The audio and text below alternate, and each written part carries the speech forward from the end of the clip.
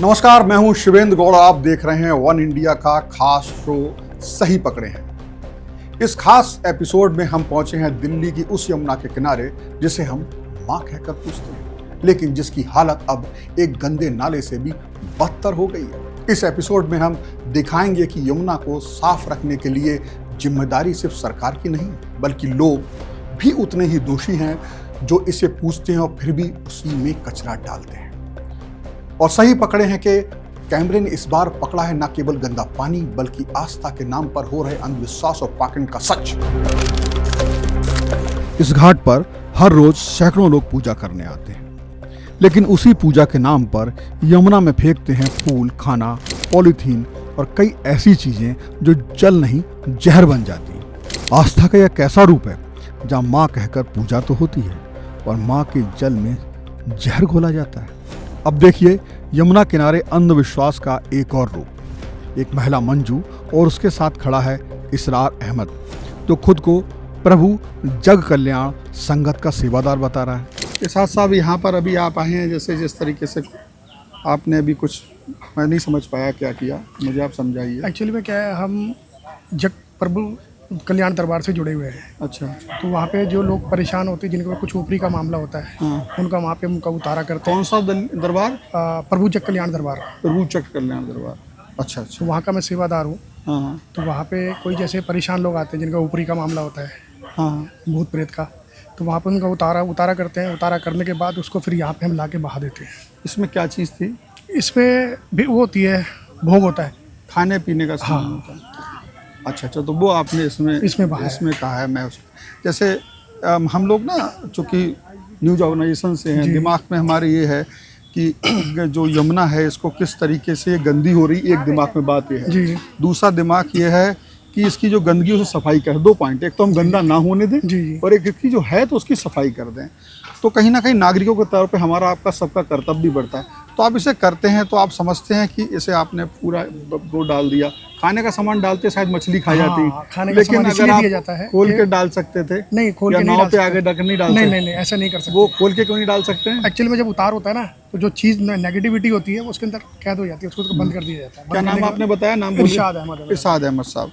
Ma'am, आप भी इसी तरीके से कुछ, क्या समस्या थी? ये संगत से इनके बेटे को कोई अच्छा, मेरे बेटे को प्रॉब्लम थी। अच्छा, क्या प्रॉब्लम थी? इसकी यही थी कि जैसे हमने टेस्ट करवाया, बीपी हाई था इसका। हाँ। तो टेस्ट कराया ना, तो इसकी सारी रिपोर्टें मतलब खराब आई कि जैसे इसका हार्ट भी 40% चल रहा है, हाँ। नसें भी ब्लॉक है और लीवर में भी मतलब काफ़ी परेशानी है, एकदम से ही आ गई। अच्छा।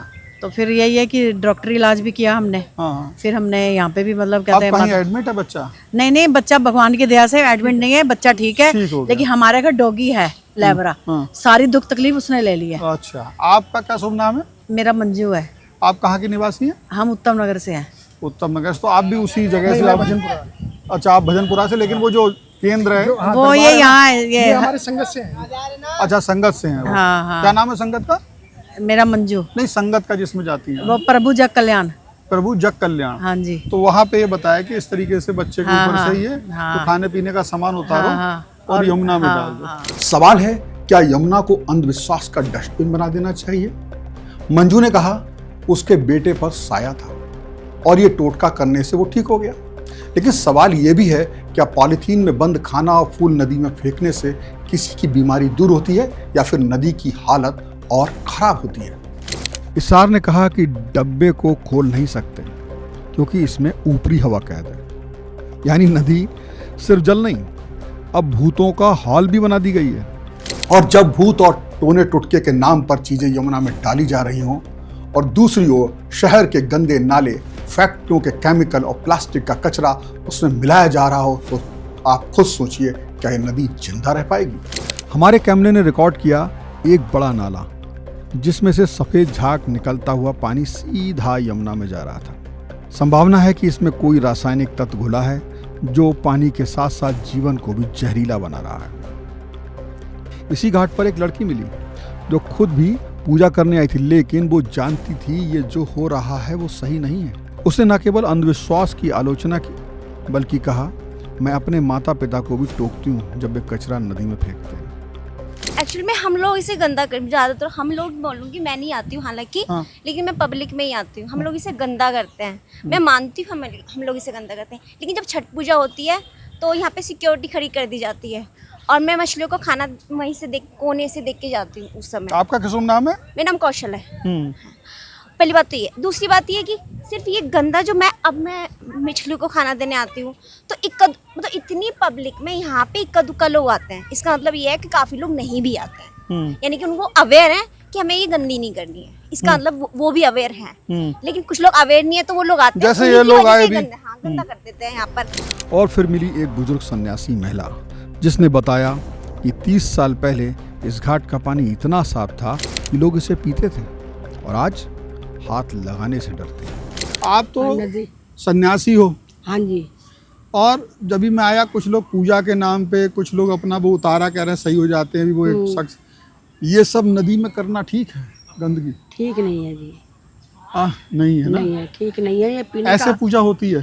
पीने का पानी है, इसमें डालना ठीक नहीं है। पॉलीथीन वगैरह जो कबाड़ा डालते हैं सब गलत है। ये जमुना मैया है, पूजनीय है, इसका जल पीते हैं, इस्तेमाल करते हैं, ये इसमें डालना बहुत गंदा। अच्छा, मैं ये पूछूंगा आपसे, आपको तो ये जो नदी है, ये इस जगह हम बैठे हैं, ये वजीराबाद पुल है। हाँ जी। ये नदी यहाँ से दिल्ली में जब प्रवेश करती है तो कितनी दूर से, यहाँ से कितनी दूर है वो जगह? दिल्ली में जब प्रवेश करते होगी 20 किलोमीटर यहाँ से। हाँ जी। वो पल्ला गाँव वहाँ से। हाँ जी। अभी आप कभी गई हो वहाँ? हाँ गई हूँ, 7 नंबर ठोकर तक। 7 नंबर ठोकर। हाँ जी, ठोकर इस समय पानी कैसा रहता है वहाँ? पहले कम होगा वहाँ भी आजकल पानी। अच्छा, ये नदी कभी आपने इस लायक देखा, कभी साफ थी ये नदी से कह सकते? बहुत बढ़िया, बहुत अच्छी थी। कितना समय पहले की बात है? कम से कम 30 साल पहले, 30-35 साल पहले। 30-35 साल? हाँ जी, बहुत बढ़िया थी, बिल्कुल साफ जल था, बड़ी बड़ी नावें चलती थी यहाँ। अच्छा, खूब अच्छा था, खूब लोग आते थे दर्शन करने भी, खूब यहाँ पर मंदिर से पूजा पाठ था। अब मंदिर सब तोड़ दिए गए। अच्छा, ये साफ सफाई नहीं होती है? आपने देखा यहाँ सब शीशा साफ सफाई करते हैं बच्चे यहाँ, अब जो कूड़ा डालने वाले मानते नहीं है इनसे। अच्छा, तो पहले था, अब जो काफ़ी ख़राब है। अब क्या लगता है, जैसे आप तो सन्यासी हो, आप जानती होगी जब नदी में कोई जाता है पूजा करता है तो आचमन भी करते थे हाथ में लेके पानी, नहीं? तो उस लायक तो मुझे बिल्कुल, उस लायक तो छोड़ो, इसमें घुसने से डर लगेगा। अच्छा, जब नहीं मानते तो क्या करा जाए, इसमें डालते हैं, बहुत मना करते तो लड़ाई करते हैं हमसे। अच्छा, ऐसी व्यवस्था सरकार को करनी चाहिए, जो 2 आदमी वहाँ पर बैठाए जाएं, वो कूड़ा ना डालने दें। तो सवाल सिर्फ इतना नहीं है यमुना नदी गंदी क्यों हो गई, सवाल ये भी है कि हमने उसे गंदा होने दिया। कभी आस्था के नाम पर, कभी अंधविश्वास के नाम पर, कभी सिस्टम की चुप्पी के नाम पर। लेकिन अब चुप रहने का वक्त नहीं है। हम इस कवरेज को यहीं नहीं रोकेंगे। अगले एपिसोड में हम पहुंचेंगे सरकारी दफ्तरों, जल बोर्ड और नेताओं के पास और पूछेंगे आपका काम क्या है। पर आज का सवाल आपके लिए है, क्या यमुना को बचाना सिर्फ सरकार की जिम्मेदारी है या हमारी भी है? और मैं आखिर में आपसे पूछता हूं, क्या यह मुद्दा हमने सही पकड़ा है? मैं हूं शिवेंद्र गौड़, आप देख रहे हैं वन इंडिया का खास शो सही पकड़े। अगली रिपोर्ट में फिर मिलेंगे एक और अनदेखे सच के साथ। धन्यवाद। Subscribe to One India and never miss an update. Download the One India app now.